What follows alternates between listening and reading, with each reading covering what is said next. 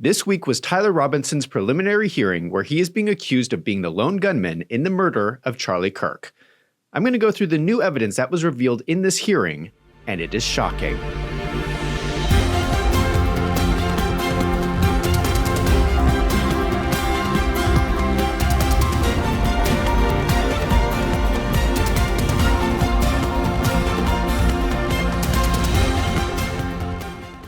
To start, let me show you a recap of the prosecution's theory. This was posted on x.com by Forbidden HQ. While conspiracy theorists insist no 30-06 could possibly behave this way, the round blasted into Charlie Kirk's neck, crushed his vertebra and ricocheted downward toward his heart, only to be stopped dead by his legendary Superman neck of super-dense steel-like bone. It created no exit wound and lodged harmlessly just beneath the skin, which experts hailed as a miracle that saved the bystanders standing behind him. Up on the rooftop, Tyler Robinson didn't just break down his rifle. He shredded it apart in a ridiculous hyperspeed blur using nothing but his bare hands. Then he sprinted across the roof and launched himself off the edge with expert parkour precision. Tyler made the conscious expert decision to reassemble his rifle one last time and place it under a tree in a bush. He then changed back into his blue jeans and maroon t-shirt in hyperspeed. Time for ice cream. This is obviously ridiculous, but it highlights that there are a lot of inconsistencies in the official narrative. We got confirmation in the hearing that the bullet fragment recovered from Charlie Kirk's body did not match the 30-06. Exhibit 6 is the bullet fragment, the bullet jacket fragment, as well as some other fragments that were recovered from Mr. Kirk at the time of autopsy. The bullet jacket fragment could not be identified or excluded as having been fired from the Exhibit 1 rifle based on an agreement of all discernible class characteristics and neither sufficient agreement nor sufficient disagreement of individual characteristics. The results of the comparison was inconclusive. And what is even more strange is that the ATF review of the bullet fragments only reviewed 4 fragments. Were you informed at some point that there was a discrepancy between what you were examining and what had been documented by the medical examiner in terms of the number of bullet fragments? I was, yes. And was it your understanding that there were originally 7 bullet fragments, but you ended up with 4?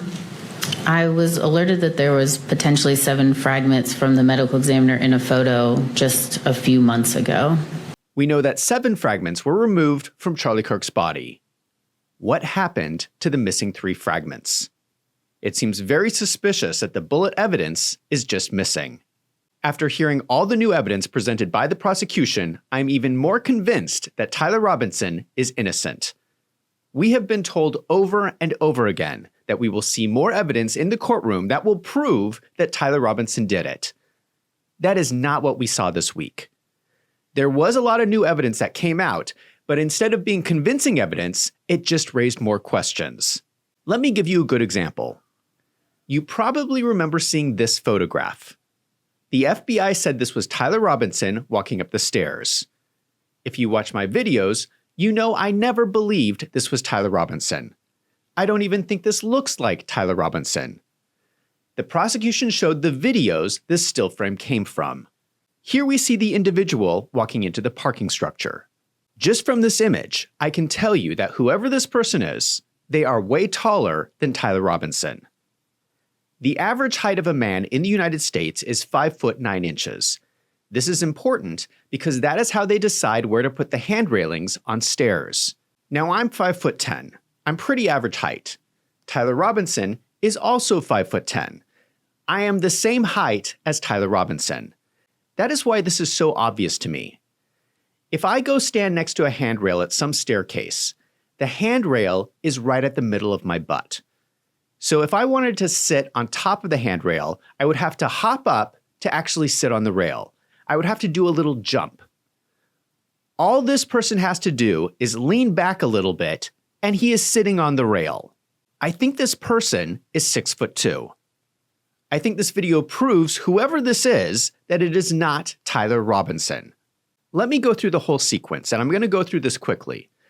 The person they claim is the assassin shows up in a parking garage at 9:24 a.m. He is wearing a maroon shirt and shorts. It shows him in the stairway and shows him going back to his car. The person comes back to campus on foot at 10:09 a.m. and walks through the parking garage wearing the maroon shirt and shorts. He comes back at 11:53 a.m. wearing the black shirt and jeans, and he is limping. There's more video of someone walking from very far away. Then we get to this video. You will recognize that this is the video that we have all seen with the assassin jumping off the roof like Spider-Man. I have always complained that the FBI never released the beginning of this video. Well, they have now showed us the beginning. It starts at 12:22 p.m., seconds before Charlie Kirk was shot. We see the person run onto the roof, lay down, and crawl over to the edge. The shot is fired at 12:23 p.m., and the rest of the footage we have already seen of the person running across the roof and jumping off. You should also remember that we have a clear photograph of Tyler Robinson later that day at Dairy Queen with yet another outfit. He supposedly changed again into a maroon shirt and jeans. Why were there so many people on UVU campus wearing maroon shirts? That seems strange. Then they showed video from the sheriff's office that they claim is Tyler Robinson turning himself in. But conveniently, there is no timestamp on the video. We don't know when this was taken. We also never see the face of the person. The length of the shirt sleeve is different from Tyler Robinson. The neckline is different than the figure on the stairs. So what is the deal? Does Tyler Robinson own multiple maroon shirts? That's pretty strange. I do not believe these are all the same person. This is the extent of the new video they are presenting. You will notice that none of these videos are clear enough to say that the person in the video is actually Tyler Robinson. This could be anybody. It could have been any of the other people wearing maroon shirts. Then they showed a video of the roommate, Lance Twiggs, being interviewed. He was not even sure that this was Tyler Robinson. Do you recognize the person in these images? I wouldn't say it with 100% certainty just because of camera quality, but that looks like him in terms of the shoes he's wearing, the sunglasses. I don't think I'd specifically seen him wearing that hat, but he was usually wearing a hat, and then jeans. So it definitely, especially the bottom, the last two, definitely do look like him. He says, I wouldn't say it with 100% certainty because of the camera quality. In my opinion, the person in the video could easily have been Lance Twiggs. And I want to emphasize that there is no video of this person taking the actual shot. Is there any footage of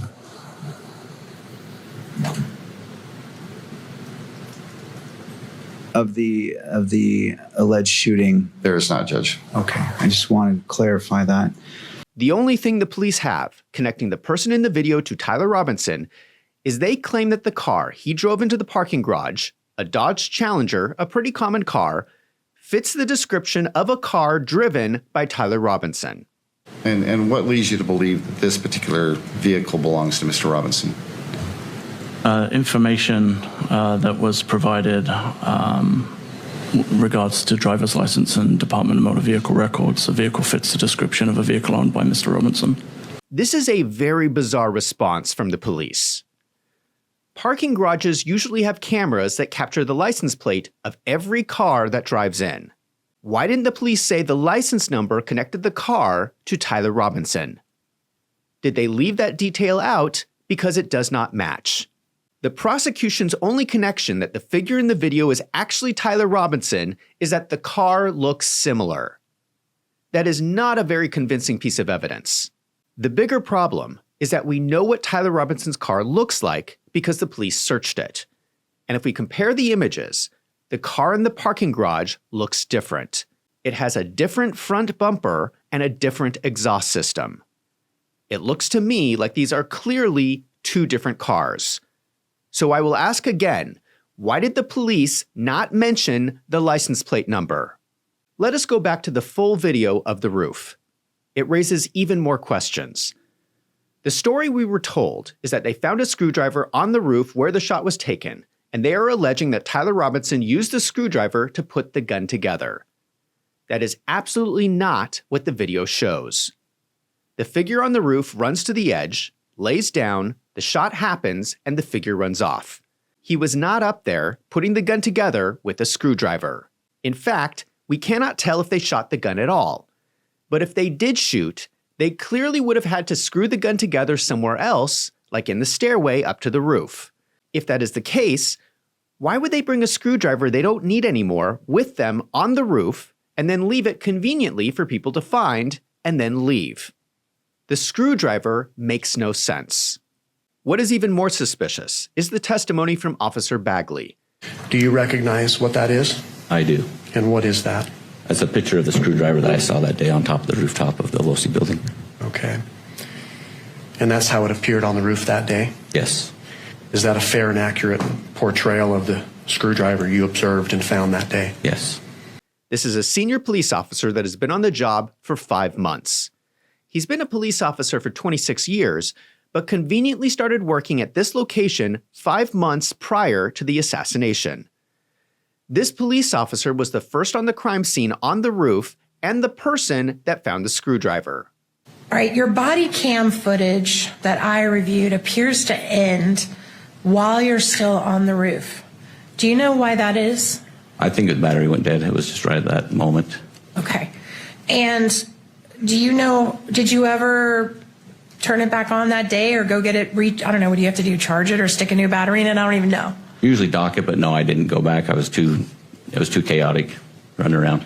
As soon as he got on the roof, his body cam footage went dead. He said, "I think the battery went dead. It was destroyed right at that moment." That is some shady police nonsense, if you ask me. How do we know he was not up there planting the screwdriver? The point of the screwdriver was that it had Tyler Robinson's DNA on it. This is what the police used to claim that Tyler Robinson was on the roof. It turns out that Lance Twiggs' DNA was also on the screwdriver. I think you said the ratio was 11% from the minor and 89% from the major.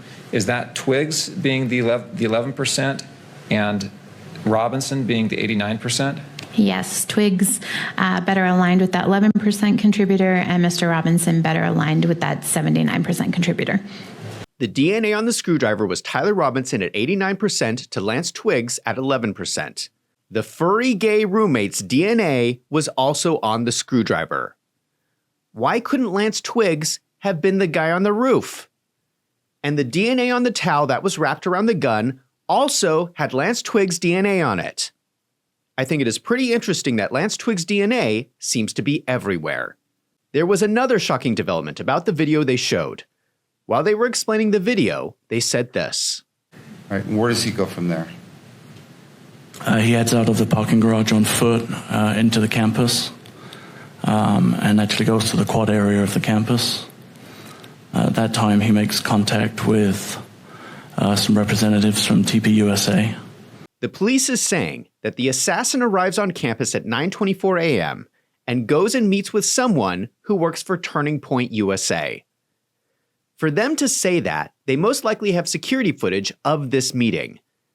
The question is, why did they leave out the footage of the assassin meeting with someone from Turning Point USA? More importantly, who was this Turning Point USA employee who was talking with the assassin a few hours before Charlie Kirk was murdered? Isn't that kind of important? It seems pretty suspicious to me. Now let's talk about the limp. The limp is very suspect because it keeps changing. If we go to the beginning of the black shirt video, at the top of the stairs, it looks like the limp switches legs. For most of the video, the person keeps the right leg straight, but on the second step, the right leg clearly bends as if they forgot there was a limp for a moment. It looks to me like they are faking it. But even if they're not faking it, we now know that this person can clearly bend the leg at the knee on both legs. The prosecution's whole story is that the reason he is limping is because he allegedly is carrying the rifle down the legs of his pants. But we know it doesn't go past his knee. That means it would have to be attached to his body somehow, with half the gun on one side of his knee up to his armpit and the other half of the gun on the other side. Essentially, I believe now, with 90-something% certainty, that the stock was carried this way and the barrel was carried on the side. Now, whether or not the scope came off or not, that's an item for debate, and we can talk about the ramifications of that later. These are skinny jeans. I do not believe there is a gun hidden underneath those skinny jeans. I also do not believe he would be able to move his legs like that. His arms are also moving freely, so he's clearly not holding anything in place with his arms. I just don't believe this story. It looks to me like this is a setup. And if all of this is not shady enough, the video they are showing in the courtroom is clearly edited. Compare these two shots. Clearly, the top of the screen is missing in the second shot. These have been edited for some reason. Even more strange, the prosecution does not have the raw video. They just have this edited video the shady police handed over to them. This is one of the things the defense team has been arguing about. The defense has not even been able to get their hands on the raw footage. How do we know this footage has not been faked? And this is the evidence the prosecution is using to accuse Tyler Robinson. It is crazy to me that no one is able to produce the raw footage. Then there is the video from a Ring doorbell camera of Tyler Robinson's car allegedly arriving in Provo, Utah. David Hull is an investigator in Utah's Major Crimes Division. He takes the stand and explains that the homeowner first described the driver of the vehicle as bald and said there were 3 other people in the car. And do you remember that the Nobles told you that the driver of the vehicle was bald? I do remember that being in the report, yes. And you didn't mention that today when you were talking about that Ring camera, did you? Interesting. I did not. And did they also tell you there were 3 other people in the car? Yes, I believe they thought that was the case. Who is this bald man? It sounds like that contradicts the prosecution's lone gunman theory. It sounds more like the assassin was working with other people. Another shocking piece of evidence is that an unfired bullet was found on another building that day. Wasn't there also a bullet found on another building? I believe an unfired bullet had been found on another building at some point during my time there on September 10th. Yes. Which building was that, sir? I don't recall. Was that considered a scene that was worth preserving? It was not. My recollection is that that was accounted for as an ejected cartridge from an officer who had cycled his rifle. Okay, I thought you said it was an unfired bullet, and now you're saying it was a cartridge? When a weapon is cleared, an officer would make his rifle ready, which would chamber around. Oh, I got you. My understanding was that that's how that was accounted for. So an officer claimed that bullet belonged to him or her? That's my recollection, is that was how it was accounted for. And when was that accounted for? I don't know specifically. Do you remember what type of bullet that was? I don't. Was it a 30-06? Do you remember? I don't. Okay. Do you know where that bullet is now? I don't. Okay. It seems to me like this could be evidence that there was a second shooter. Isn't it funny that the shady police seems to have destroyed this other bullet? Then we have the paving of the crime scene. This is something that a lot of people think is suspicious. Why would they pave over the crime scene so quickly unless they were trying to cover up evidence? And were you involved in the decision to pave over the dirt that was under the tent? At UVU? Uh-huh. No. Did you know that happened? Only because it was in the news. All right.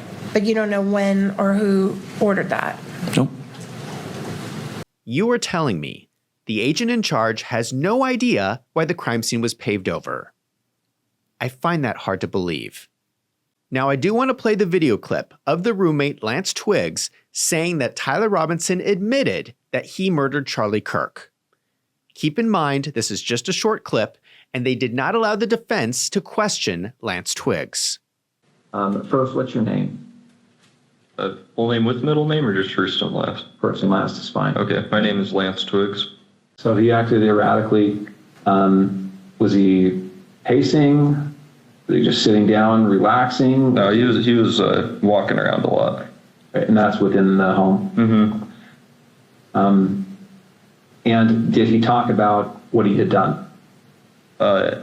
didn't go into detail. I just asked him in person if what he said was true the night before, and he said it was.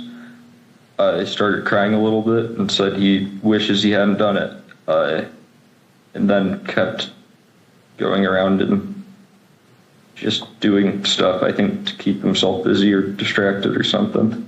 So Lance Twiggs says that his boyfriend confessed to him. Let me just ask a question that I think is important. Because of this testimony, is Lance Twiggs receiving the $1 million reward from Bill Ackman? Bill Ackman offered a $1 million reward to anyone who helped find Charlie Kirk's killer. Is that money going to Lance Twiggs? Because it is possible that Lance is just setting up his boyfriend. It is possible that Lance Twiggs is a federal asset and this whole thing is a setup.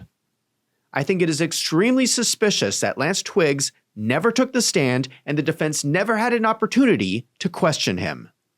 We also finally see the official messages allegedly between Tyler Robinson and Lance Twiggs. The police have a photo of the messages on Lance's cell phone. I have reported in the past incorrectly that these were Discord messages because that is what the governor of Utah told us.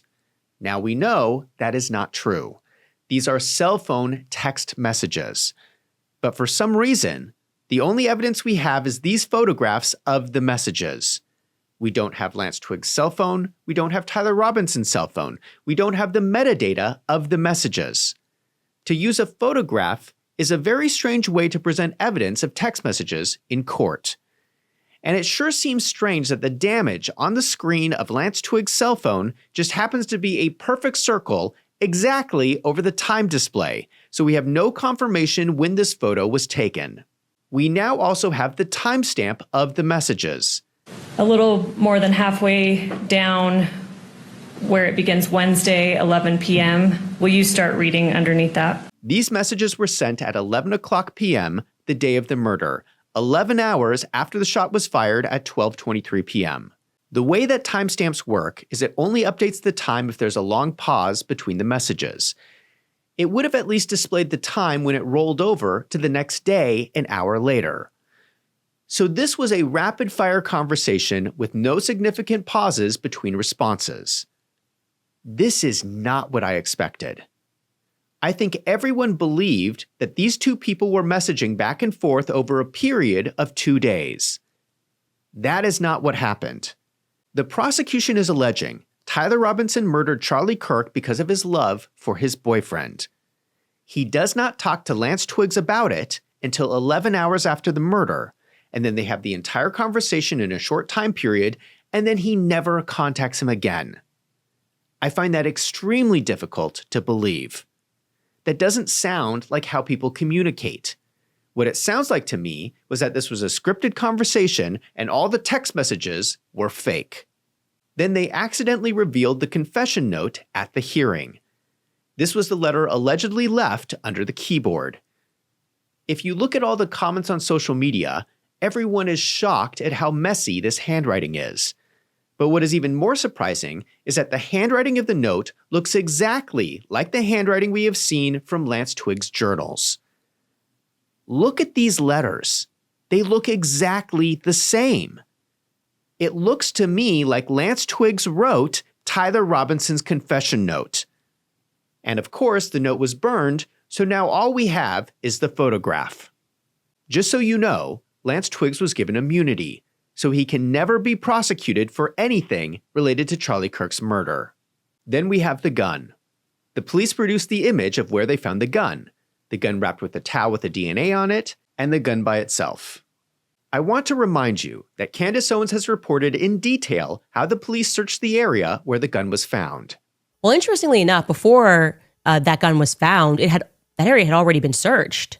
Not just by veteran police officers who told me that the way they do this is they sort of lock arms, and then they kind of go, you've kind of seen this in some shows maybe. That's what they did. They came up, they didn't have anything. Then they said, okay, we're only human. Let's release the bomb dogs in that exact area where ultimately the gun is going to later be discovered. The bomb dogs didn't turn up with anything. Fast forward to when the feds arrive after the dogs fail to the corner with you dogs. And the feds are here. The federal officers are going around and asking officers weird questions like, oh, how long have you been on the police force? And what happens then is that federal officers direct 3 police officers who I'm told between the 3 of these officers, they had less than a year and a half on the force, okay? Like these officers are pretty spanking brand new, just like everything else in the story. And the federal officers specifically direct them, check again over yonder, check again yonder, right over there, because I just don't trust that super high grade technology of a dog's nose that we have. And you, sir, you 3, go and see if there could be something over there. We can't trust those 100,000 times stronger noses. You're human. Take on the task. And guys, you're not going to believe me. The nose that's trained to pick up gunpowder, explosive, combustible material, they get an F. But lo and behold, these police officers, bam, there it is, the gun. We've got the weapon. Woo! There's no cheating here. We nailed it. We might as well get rid of these dogs, right? It's completely useless to have these dogs around. The bomb dogs allegedly could not find a gun that was recently fired. Then the federal officers show up and miraculously, they find this gun hidden in the bushes. Am I the only person who thinks this is a bunch of baloney? That was the evidence presented in the preliminary hearing. Now the judge has to decide if there was enough evidence to show probable cause. Remember that Tyler Robinson is facing the death penalty. In my opinion, all the evidence is flimsy at best, and it seems more likely to suggest that Tyler Robinson is being set up. In my opinion, there's no convincing evidence that Tyler Robinson was even on campus. There's no convincing evidence that Charlie Kirk was shot from the rooftop. They have not even proven that the bullet fragment from Charlie Kirk's body matches the gun that they found. If this goes to trial, I do not see how the prosecution is going to convince a jury beyond a reasonable doubt. I want to remind you what happened to Lee Harvey Oswald, the person accused of assassinating JFK. He was murdered before the case went to trial. It was determined after his death by the Warren Commission that he was the lone gunman. I'm hoping the same thing does not happen to Tyler Robinson. I want to end with this. Please share this video on social media. For some reason, the news stations are not reporting this information. Please share this info with your friends. Tyler Robinson's life is at stake. Now I want to hear from you. Do you believe the prosecution? Let me know in the comments down below. And if you like this video, don't forget to hit that subscribe button so you don't miss out on future videos. If you want to support independent journalism like this channel, consider signing up for a membership on my website, wolvesandfinance.com. For $6 a month, your support helps me to keep making these videos. Thank you to everyone who has signed up. I'm Zach from Wolves and Finance. Thank you for watching.